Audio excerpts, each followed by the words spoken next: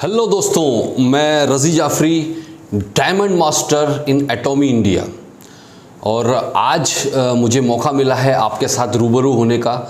तो मैं 10 से 15 मिनट आपका लूँगा और मैं कुछ चीज़ें आपके साथ शेयर करना चाहता हूँ। और हो सकता है कि जिस तरह एटॉमी से मेरी ज़िंदगी बदली है उसी तरह से आप में से किसी लोगों की ज़िंदगी बदले। और यही हमारा मकसद होगा कि जिस तरह से हज़ारों लोगों की ज़िंदगियाँ, सैकड़ों लोगों की ज़िंदगी एटॉमी बदल रहा है, जिस तरह से मेरी ज़िंदगी को एटॉमी ने बदला है, आप में से किसी एक की भी ज़िंदगी को अगर आज के मेरे इस प्रेजेंटेशन ने छुआ तो हमारा ये मकसद कामयाब होगा कि हम आपके साथ में अपना अनुभव शेयर कर सकें एटॉमी का।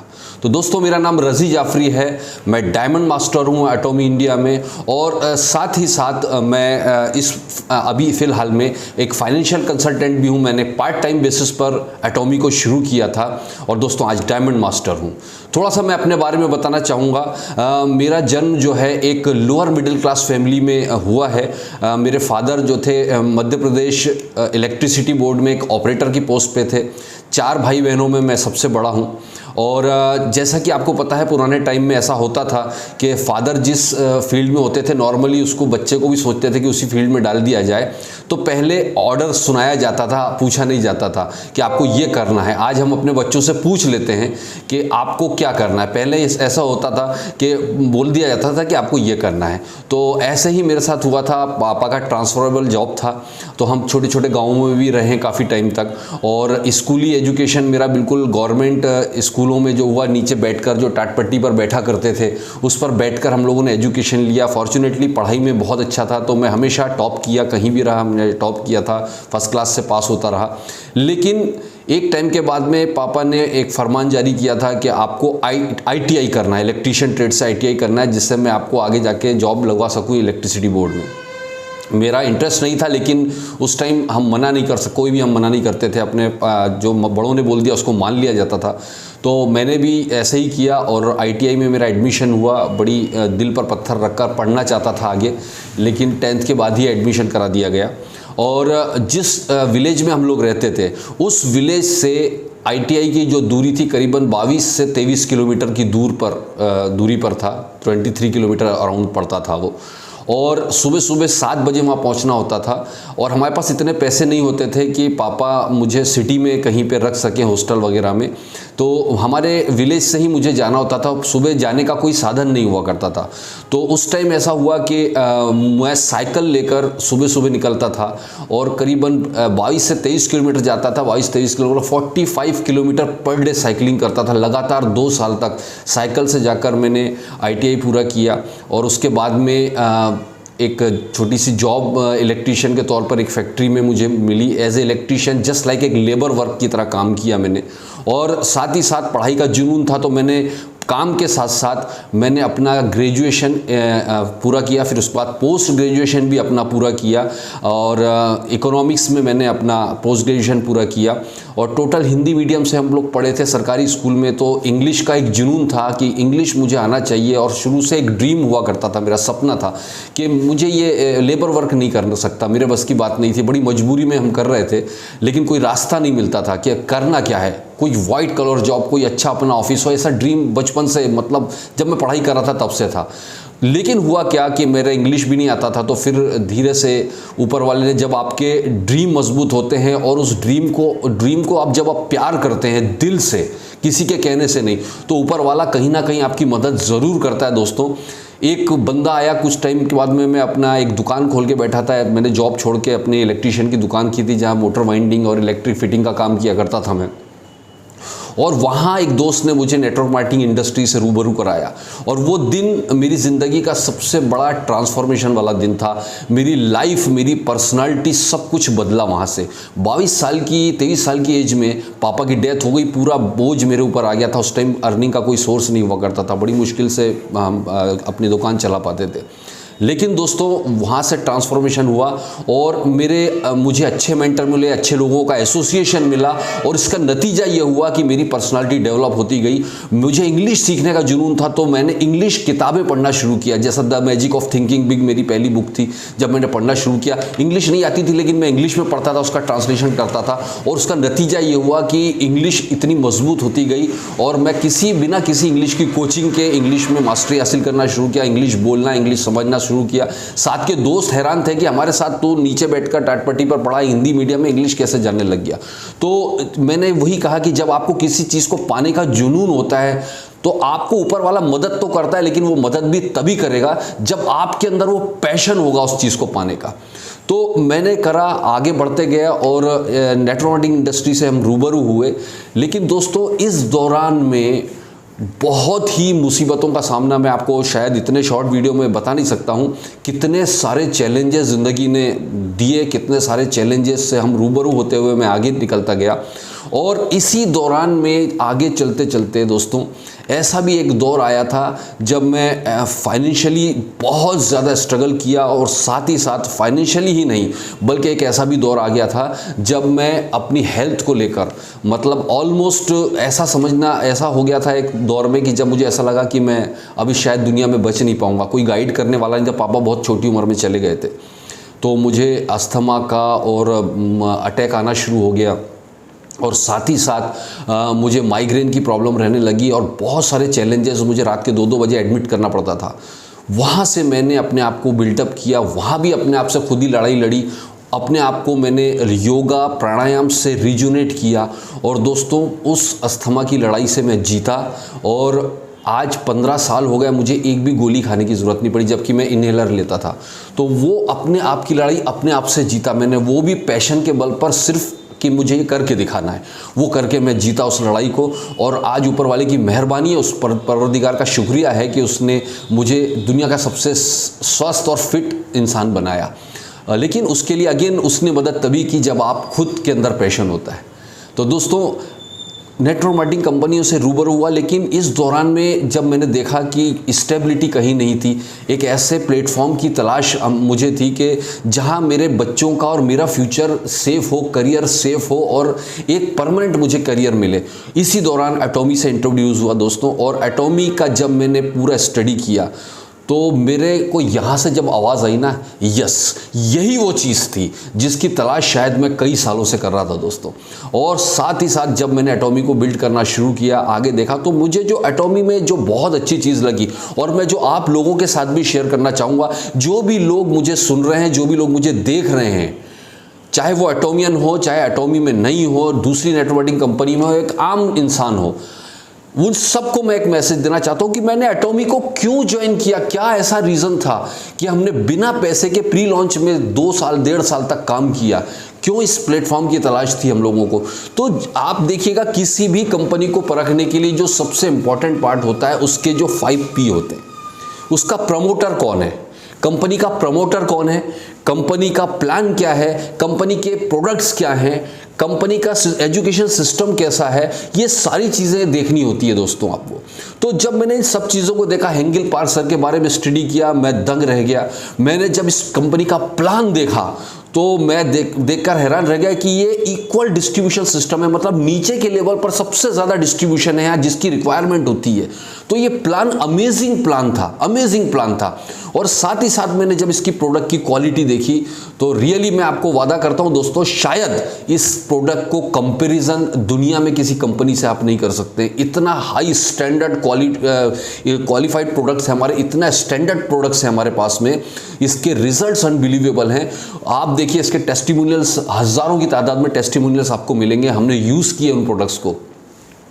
तो साथ ही साथ इतने अच्छे प्रोडक्ट, इतना अच्छा प्रमोटर, इतना अच्छा प्लान, सब कुछ बहुत शानदार। लेकिन जो चीज़ जिसकी वजह से एटॉमी को आपको ज्वाइन करना चाहिए ना, मैं वो कुछ पॉइंट आपके सामने रख रहा हूं दोस्तों। इन पॉइंट्स के आगे आप कोई भी कंपनी का, दुनिया के अंदर कोई कंपनी का प्लान आप कंपेयर नहीं कर पाएंगे। 2-3 चीज़ें आपको समझिए। यहाँ पर जो मुझे सबसे ज़्यादा इंस्पायर किया किसी चीज़ ने, जो शायद मुझे पहले भी नहीं पता था, जब कंपनी आने के बाद पता चला, वो था इनका सिस्टम। और वो सिस्टम समझने की कोशिश कीजिएगा। मैक्सिमम कंपनियों में जो सबसे बड़ी प्रॉब्लम क्रिएट होती है ना, बिकॉज ऑफ सिस्टम, कि वहाँ कोई एक सिस्टम नहीं होता है। हर कंपनी में एक अलग लीडर अलग अलग सिस्टम चलाता है। अपने एक लीडर अलग सिस्टम सेम कंपनी में एक लीडर अपना सिस्टम चला रहा है, दूसरा लीडर अपना सिस्टम चला रहा है। फिर उनके सेमिनार होते हैं, उसमें हज़ारों रुपए फीस होती है, टिकट्स होते हैं, तो एजुकेशन पर बहुत सारा खर्चा नेटवर्कर को करना पड़ता है। और इस वजह से उसका बहुत बड़ा प्रॉब्लम होता है। वो पैसा कमाता तो है, लेकिन वहीं के वहीं वो पैसा उसमें खर्च कर देता है। और सबसे ज़्यादा प्रॉब्लम क्या होती है नेटवर्कर्स के साथ में होती थी, मैंने देखा था कि लोगों को प्रोडक्ट पहुंचाना, समय पर प्रोडक्ट लेना, तो ज़्यादातर उसकी एनर्जी जो जाती थी ना, प्रोडक्ट कंपनी से लेके लोगों तक पहुंचाने में उसकी एनर्जी वेस्ट हो जाती थी। जा के उसको सेमिनार करना है, जाकर उसको प्लान प्रेजेंटेशन करना है। यहाँ पर मैंने इस सिस्टम को देखा कि अदर सब जगह पे देखता था मैं कि वहाँ लीडर्स ओरिएंटेड सिस्टम है, मतलब लीडर्स का इन्फ्लुएंस होता था उस सिस्टम के ऊपर। अगर किसी लीडर ने किसी कंपनी को धमकी दे दी कि साहब मैं तो आपकी कंपनी छोड़ दूंगा, मेरी पूरी टीम के साथ चले जाऊंगा, तो कंपनी हिल जाती थी। फिर उसको कॉम्प्रोमाइज़ करना पड़ता था उस लीडर के साथ में। क्यों? क्योंकि वो उस लीडर पर डिपेंड थी। यहाँ पर मैंने देखा था कि यहाँ पर सिस्टम ओरिएंटेड सिस्टम है, मतलब यहाँ पर लीडर को सिस्टम पर डिपेंड है। यहाँ पर किसी लीडर पर कोई कभी भी कंपनी डिपेंड नहीं है। इस वजह से यहाँ किसी लीडर का इन्फ्लुएंस नहीं होता है। तो यहाँ पर अगर आप जेन्युइन तरीके से सिस्टम को फॉलो कर सकते हैं, तभी आप आगे बढ़ सकते हैं। तो ये चीज़ मुझे बहुत ज़्यादा प्रभावित किया यहाँ पर कि कंपनी ने एक सेंट्रलाइज एजुकेशन सिस्टम रखा कि इंडिया में भी सेम एजुकेशन, अमेरिका में भी सेम एजुकेशन, जापान में भी सेम एजुकेशन, कोरिया में भी सेम एजुकेशन, सारा का सारा एक जैसा सिस्टम है यहाँ। दूसरी चीज़ हमने यहाँ पर देखी थी कि यहाँ पर कंपनी खुद सेमिनार ट्रेनिंग्स ऑर्गेनाइज करती है, जिसके लिए लोगों को कई सारी हज़ारों रुपए की फीस पे करनी पड़ती थी। कंपनी वहाँ फ्री ऑफ कॉस्ट हमको यहाँ पर एजुकेशन दे रही है। ये क्योंकि मैंने अपनी ज़िंदगी में जो भी चीज़, मैंने जितना भी प्रोग्रेस हासिल किया है वो एजुकेशन और सीखने के बल पर हासिल किया है। अगर दोस्तों इस स्टैंडर्ड का एजुकेशन आपको फ्री में मिल जाए, इससे बड़ी ब्लेसिंग आपके लिए क्या हो सकती है दोस्तों? सोच के देखिए, थोड़ा सा ये कॉमन सेंस हम यूज़ करके देखें। तो यहां पर मैंने देखा कि एक बहुत ही बेहतरीन सिस्टम था। कंपनी यहां पर आपको प्रोडक्ट ट्रेनिंग करके दे रही है। अगर आपका कोई बंदा चेन्नई में बैठा है, कोई बंदा जाकर जम्मू में बैठा हुआ है, तो आप हर जगह जाकर कैसे प्रोडक्ट ट्रेनिंग दे सकते हो? यहां कंपनी खुद होकर, कंपनी का मैनेजमेंट आकर ट्रेनिंग दे रहा है, तो आपकी वो एनर्जी बच गई। जो काम आपको घर घर जाकर प्रोडक्ट उठाकर ढोना पड़ता था, लोगों तक पहुंचाना पड़ता था, वो काम कंपनी करके देती है आपको यहाँ पर कि कंपनी लोगों के घर घर तक प्रोडक्ट पहुंचा की, तो आपकी वो एनर्जी भी बची। जो काम लोगों के घर घर जाकर आपको प्लान दिखाना पड़ता था, वो कंपनी आपको प्लान भी दिखाने को तैयार है। कंपनी अपने वीडियोस के माध्यम से, कंपनी आपके ऑनलाइन एजुकेशन के माध्यम से प्लान भी दिखाती है, तो वो भी आपकी एनर्जी बच जाती है। कंपनी आपको सेमिनार अरेंज करना पड़ते थे, जगह जगह जाकर सेमिनार अरेंज करने पड़ते थे, उसमें आपकी बहुत सारा टाइम इन्वेस्ट हो जाता था, वो काम भी कंपनी यहाँ पर करके देती थी। फिर इसके बाद में जो एक सबसे बड़ा चैलेंज आता था मार्केट में, वो ये था कि जब हम लोगों को इकट्ठा करना चाहते थे, सेमिनार अरेंज करना चाहते थे, कोई होटल बुक करना होती थी, बहुत सारा पैसा, लोगों से पैसा लेना पड़ता था, टिकट का पैसा इकट्ठा करना पड़ता था, बहुत सारा लोगों का पैसा और टाइम इन्वेस्ट होता था। यहाँ पर क्या हुआ, कंपनी ने आप लोगों को जगह जगह एजुकेशन सिस्टम प्रोवाइड किए, वहाँ पर स्पेस प्रोवाइड किया कि साहब आपको होटल में रूम लेने की, हॉल लेने की ज़रूरत नहीं है, आप तो यहाँ पर लोगों को बुलाइए, फ्री ऑफ कॉस्ट हम आपको अकोमोडेशन दे रहे हैं, स्पेस दे रहे हैं, आप यहाँ पर लोगों को लाइए, वहाँ पर प्रोजेक्टर अवेलेबल है, वहाँ पर व्हाइट बोर्ड अवेलेबल है, वहाँ पर चेयर्स अवेलेबल है, स्टेज अवेलेबल है, आपको कुछ भी नहीं करना है, सिर्फ अपने लोगों को वहां बुलाना है, बैठाना है और अपना प्रेजेंटेशन देना है, तो आपका ये टाइम और ये मनी भी बचा। तो वो काम जो जहां पर हमारी सारी एनर्जी वेस्ट हो रही थी, वो एनर्जी बचाकर अब आपके पास जो टाइम बच रहा है, वो पूरा टाइम आप अपनी टीम को डेवलप करने में, न्यू रिक्रूटमेंट करने में और अपनी टीम का साइज बढ़ाने में लगाइए। जो एनर्जी हम वहाँ पे वेस्ट कर रहे थे, वो यहाँ पर इन्वेस्ट हो सकती है बचाकर। ये चीज़ को समझने की बहुत ज़्यादा ज़रूरत है। और हम जो बोलते हैं ना स्मार्ट वर्क, क्या है स्मार्ट वर्क यही है कि जो चीज़, जो सिस्टम हमारे पास अवेलेबल है, उस सिस्टम का हम कितनी बेहतरीन तरीके से यूटिलाइज कर सकते हैं, यही तो स्मार्ट वर्क है। अगर आपके पास में सिस्टम मौजूद है, अगर आपके पास में एक बेहतरीन एजुकेशन सिस्टम जगह जगह मौजूद है, आप उस एजुकेशन, आप वहाँ पर हमारा जो एजुकेशन ट्रेनिंग सिस्टम होता है, या हम जब बोल सकते हैं कि हमारे जो एजुकेशन सेंटर्स हैं, एजुकेशन सेंटर्स पे आपके पास स्पेस मौजूद है, लेकिन आप जाकर होटल्स में मीटिंग कर रहे हो, तो फिर देखिए मैं आपको एक ही चीज़ बता, जब तक हम सिस्टम को फॉलो नहीं करेंगे ना, सिस्टम हमको फॉलो नहीं करने वाला है। तो आपके पास बना बनाया सिस्टम, उसका बेहतरीन यूटिलाइज करना आपको आना चाहिए, बस इतना करना चाहिए दोस्तों। तो ये सारी चीज कंपनी ने आपको फ्री ऑफ कॉस्ट बना कर दी है दोस्तों, फ्री ऑफ कॉस्ट बना कर दिए, बस आपको इस्तेमाल करते आना चाहिए। ये ऐसा मैंने पहली जिंदगी में कभी भी नहीं देखा था। तो मैं आपको जितने भी न्यू कमर्स हैं, जितने भी यंग जनरेशन के लोग हैं, क्योंकि हम तो कई सालों से इस इंडस्ट्री को देख रहे हैं, जब मैं आपको ये कह रहा हूं कि ऐसा हमने पूरी एंटायर लाइफ में नहीं देखा, तो आप लोगों के लिए ये एक एजुकेशन या सबक साबित हो सकता है कि यार ये चीज़ जब इतने एक्सपीरियंस बंदे बता रहे हैं, तो हम क्यों ना इस सिस्टम को फॉलो करके हम भी आगे बढ़ सके। इस बेहतरीन सिस्टम की वजह से जिस बंदे ने कभी ज़िंदगी में नेटवर्क मार्केटिंग नहीं की है, वो बंदा भी यहाँ पर टॉप लेवल पर पहुँच सकता है। और ऐसे हजार एग्जाम्पल पूरे दुनिया में आप देखते होंगे कि जहाँ एक आम आदमी भी टॉप लेवल पर चला गया because of this beautiful system. इसको समझने की ज़रूरत है कि मैंने क्यों इस कंपनी को क्यों इतना रिकॉग्नाइज किया, क्यों इतना मोटिवेट हुआ इस कंपनी में आने के लिए। क्योंकि वो जो काम हमको करना पड़ते थे वो सारी काम कंपनी करी, हमें सिर्फ एक ही काम करना है, उस सिस्टम का यूटिलाइज करना है और अपनी टीम को एक्सपांड करना है। बस ये दो जगह पर अपनी एनर्जी को लगाने का है। इस वजह से एटॉमी है। और एटॉमी तो मैं आपको बार बार कहता हूँ दोस्तों, हमेशा कहता हूँ, एटॉमी एक्चुअल शुरुआत अब होने जा रही है। एटॉमी की एक्चुअल शुरुआत ही अब होने जा रही है। और अब देखिए आगे आगे क्या होने वाला है, आगे आगे जो होने वाला है। और कंपनी का तो प्लान फिक्स है सर। मैं बार बार सबको कहता हूं, कंपनी ने पहले भी बता दिया है कि अगले 10 सालों में 600 प्रोडक्ट लेकर आ रही है कंपनी का अगले 10 साल का पूरा प्रोजेक्शन आपके सामने रखा हुआ है। कंपनी की अपनी तैयारी है, कंपनी की अपनी पूरी प्लानिंग है। आपकी क्या तैयारी है, आपकी क्या प्लानिंग है? कंपनी तो आप कल प्रोडक्ट लॉन्च कर देगी, आपकी टीम साइज क्या है, आपका क्या प्लान है? आपने 10 साल का प्लान तैयार किया, कंपनी ने कल 10 साल का प्रोजेक्शन आपको दे दिया, आपका 10 साल का आने वाले 5 साल का प्रोजेक्शन क्या है, आपका क्या प्लानिंग है? ये बहुत ज़्यादा इंपॉर्टेंट है, यही बहुत ज़्यादा इंपॉर्टेंट चीज़ है। और याद रखिए दोस्तों, मैं आपको एक लास्ट में एक इंपॉर्टेंट चीज़ ज़रूर बोलना चाहूँगा, और वो ये है कि एटॉमी में सक्सेसफुल होने के लिए कोई बहुत बड़ा रॉकेट साइंस नहीं है। यहाँ एक सिस्टम बना हुआ है 864 जो सिस्टम हमारा है, बस उसको फॉलो करते रहना है। और याद रखिए दोस्तों, कोई भी चीज़ जो शॉर्ट टर्म में पेनफुल होती है ना, वही चीज़ लॉन्ग टर्म में इफेक्टिव होती है। कहीं भी आप हिस्ट्री उठाकर देखिएगा कि शुरुआत में अभी हो सकता है कि आपको जब 3 जनरेशन की सिक्योरिटी चाहिए तो शुरू में पेन उठाना पड़ेगा आपको। लेकिन हो सकता है कि आप ही के साथ के कुछ लोग आपको छोड़कर गए हैं और कोई बिल्कुल छोट मोट मनी रोटेशन कंपनी में एंट्री करी और आपसे ज़्यादा पैसा कमाने लग गए, हो सकता है। लेकिन जब आज से 5-7 साल का आपने होराइजन, मैंने पहले भी बताया था, 5 to 7 ईयर का टाइम लगता है बड़ी सक्सेस हासिल करने के लिए। आप चाहे एजुकेशन फील्ड में ले लीजिए, चाहे आप जॉब फील्ड में ले लीजिए, कभी ट्रेडिशनल बिजनेस में ले लीजिए, 5 to 7 ईयर का टाइम होता है जब बड़ी सक्सेस आपको हासिल करनी होती है। तो जो भी लोग शॉर्ट टर्म में जाकर दूसरी कंपनी में जाकर आपसे ज़्यादा पैसा कमा भी रहे होंगे, जब आप 5-7 साल बाद देखेंगे, जब आप लाखों रुपए की इनकम बना रहे होंगे सेम कंपनी में, तब तक वो 10 कंपनी बदल चुके होंगे और वहीं के वहीं रुका हुआ होगा। तो इसीलिए मैं आपको बार बार कहता हूं कि ये वो पीरियड है, ये वो टाइमिंग है जो पेन वाला टाइम है। ये पेन वाला टाइम निकालना है। और यस, लास्ट में एक इंपॉर्टेंट चीज आपको जरूर बोलना चाहूंगा कि आपकी जो एक सक्सेस का शॉर्टकट मैं आपको बताऊं, शुरू के 1 से 2 साल जितनी ताकत और जितनी मेहनत और जितनी एनर्जी आप लगा सकते हो लगा लो। जिस बंदे ने शुरू के 1-2 साल कड़ी मेहनत कर लिया, उसका आने वाले 5-6 साल बिल्कुल राजा की तरह बीतने वाले। और अगर आपने अपनी मेहनत करने में अभी कंजूसी की, तो आने वाले 5-7 साल तक आपको लगातार मेहनत करते रहना पड़ेगा। तो दोस्तों, आपको शायद याद होगा, मेजर ध्यानचंद के बारे में एक स्टोरी थी, मैंने पहले बताया था कि मेजर ध्यानचंद जो थे हॉकी के जादूगर इंडिया के, उनके बारे में कहा जाता था कि वो प्रैक्टिस इतनी परफेक्ट करते थे, नंगे पैर रेलवे ट्रैक तक पर उन्होंने प्रैक्टिस किया है।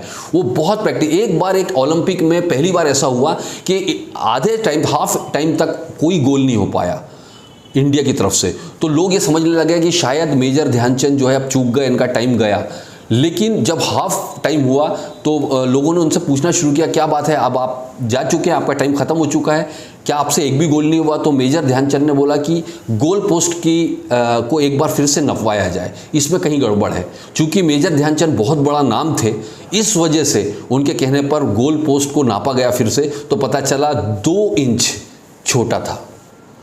और जैसे ही उसको सही किया गया, मेजर ध्यानचंद ने हाफ टाइम के बाद गोल्स की झड़ी लगा दी। ये होता है अपनी प्रैक्टिस के ऊपर कॉन्फिडेंस। याद रखिए दोस्तों, आपको जो चीज़ मुश्किल लगती है ना, उसी चीज़ को जब आप बार बार करेंगे तो वो चीज़ आपकी आदत बन जाती है। और यही चीज़ हमारे बिजनेस में भी लागू होती है।